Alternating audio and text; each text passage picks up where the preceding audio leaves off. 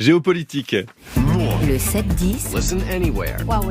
وحده من سوريا sur France Inter. Bonjour Franck Madvon. Bonjour Simon, bonjour à tous. La Chine demande aux États-Unis d'annuler complètement ses droits de douane. Vous nous dites ce matin que la stratégie de Trump ne fera pas plier Pékin. Donald Trump a choisi, vous le savez, de taper très fort pour pousser Pékin à mettre un genou à terre. 145% de droits de douane désormais sur les importations chinoises.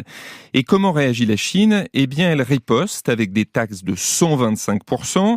Xi Jinping déclare que la Chine n'a pas peur. C'était vendredi.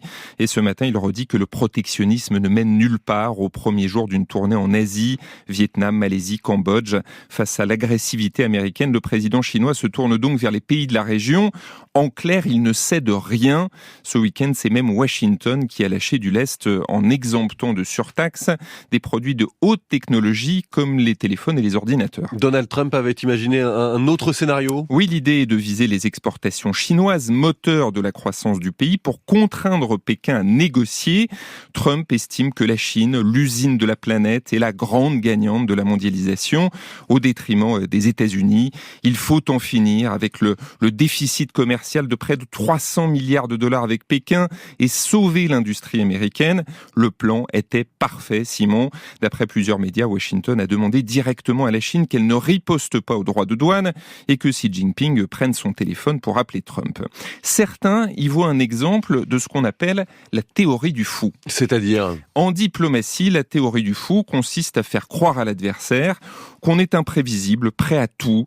Nixon l'avait appliqué face au bloc soviétique, suggérer que les États-Unis peuvent à tout moment utiliser leur puissance de destruction, par exemple avoir recours à l'arme nucléaire au Vietnam. On repense alors à cette interview de Trump au Wall Street Journal pendant la campagne électorale.